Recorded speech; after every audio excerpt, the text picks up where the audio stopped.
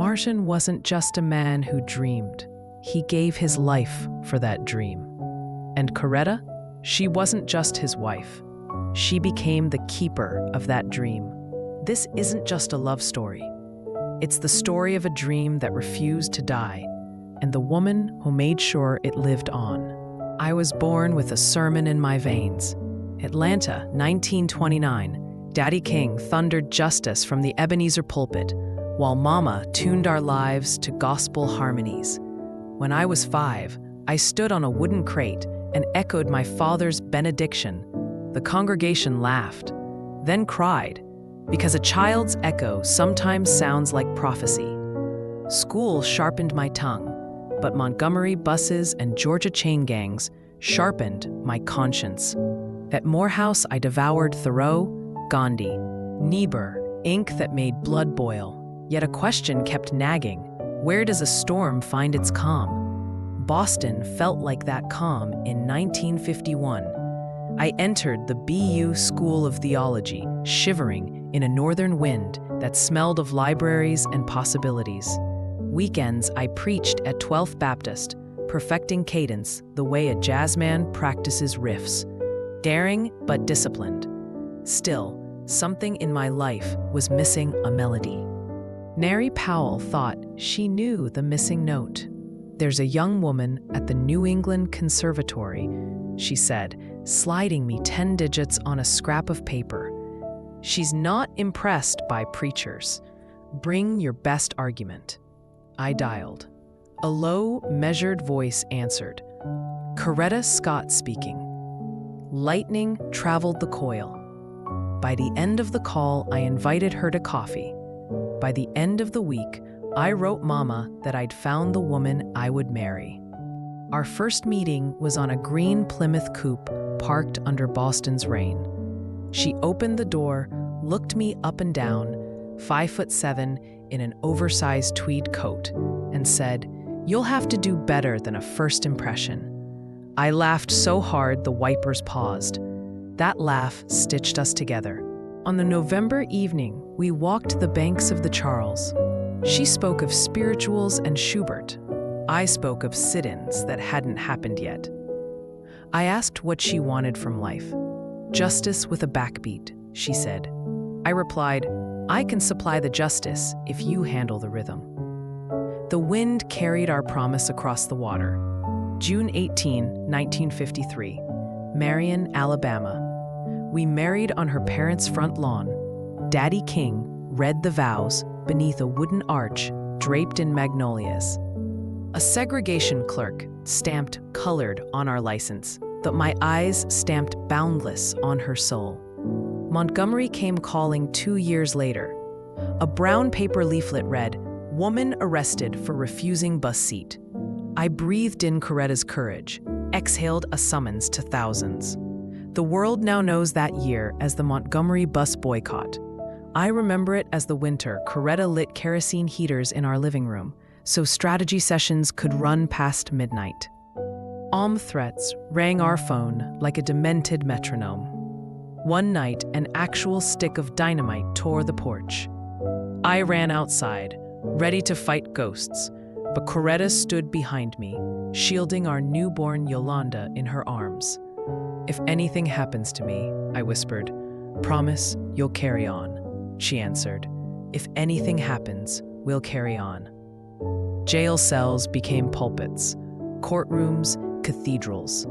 In 1963, Birmingham bars closed behind me for the 13th time. I wrote on scraps of newspaper, "Injustice anywhere is a threat to justice everywhere." The guard last. Coretta turned that letter into a global trumpet. Oslo, December 10th, 1964. I accepted the Nobel Peace Prize with her sitting 3 rows behind, wearing winter white and quiet triumph. "This prize belongs to Coretta too," I told reporters. They scribbled the quote.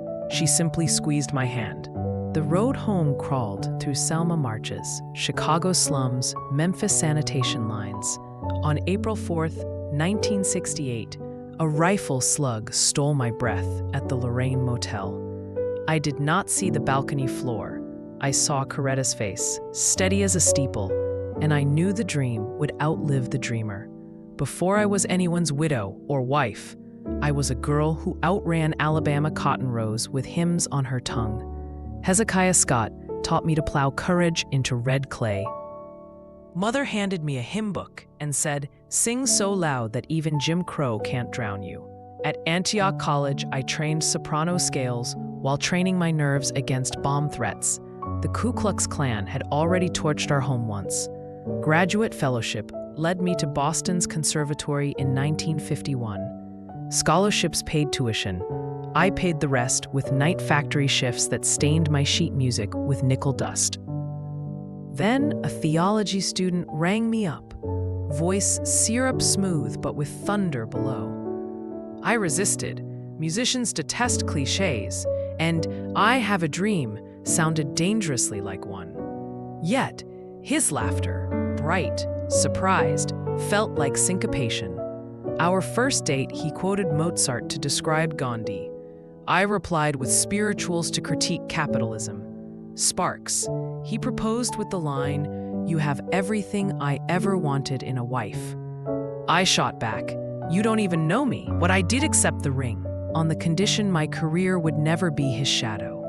We inked that clause into our marriage license in Marion's front yard. Montgomery tested that promise quickly. As bombs rattled our porch, I turned lullabies into armor, singing to Yolanda while plaster dust rained like deadly snow. Reporters asked why I marched. I told them, a soprano who refuses to sing in chains is political by default. I kept performing, fundraising concerts for the movement, turning recital halls into freedom forums. When the State Department denied us passports, I recorded European radio addresses on reel-to-reel and smuggled them overseas. King may have been the voice, but I became the microphone. The day he was jailed in Birmingham, I phoned the White House on a crackling line. "Mr. President, if you do not intervene, blood will spill." Kennedy blinked. The world shifted. Oslo, 1964. I watched Martin bow under Nordic chandeliers. The Nobel medal gleamed. I cataloged the moment like a note held just long enough. That night, we promised each other a quieter decade. Fate said otherwise. Memphis.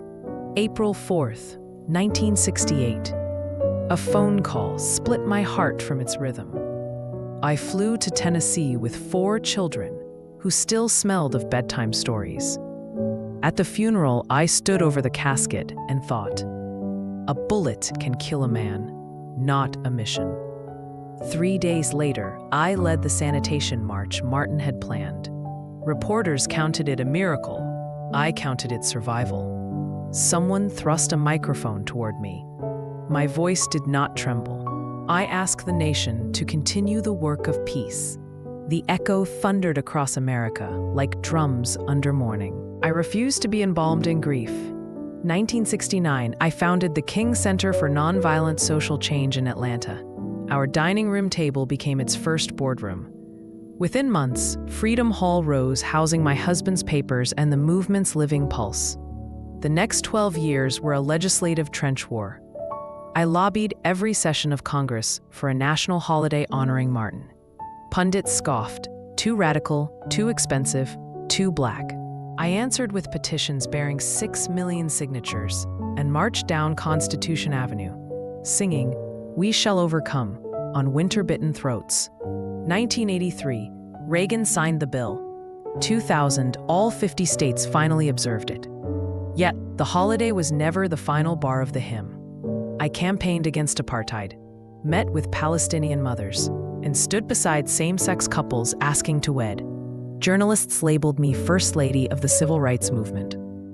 I preferred witness. A witness sees, records, and testifies, even when testimony costs comfort. In later years, I carried Alzheimer's pamphlets in my purse, afraid memory would betray mission. But each time doubt whispered, grandchildren handed me crayons and asked for stories.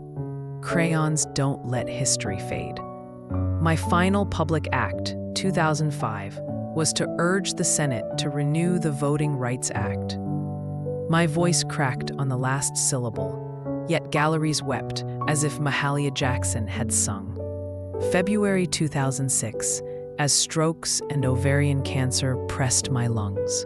I wrote one more note, addressed not to Martin this time, but to every child still waiting for justice. I ended with the words, "If you ever doubt your power, remember a widow turned a bullet into a holiday." They buried me beside him at the King Center, fountains whispering, "Free at last." Visitors read our crypt and think the story ended there. It hasn't. Stories never end so long as new voices pick up the melody. Yours, perhaps, if this story touched something quiet inside your heart, don't let it stay there alone. Let it find its way to someone who might need its light tonight.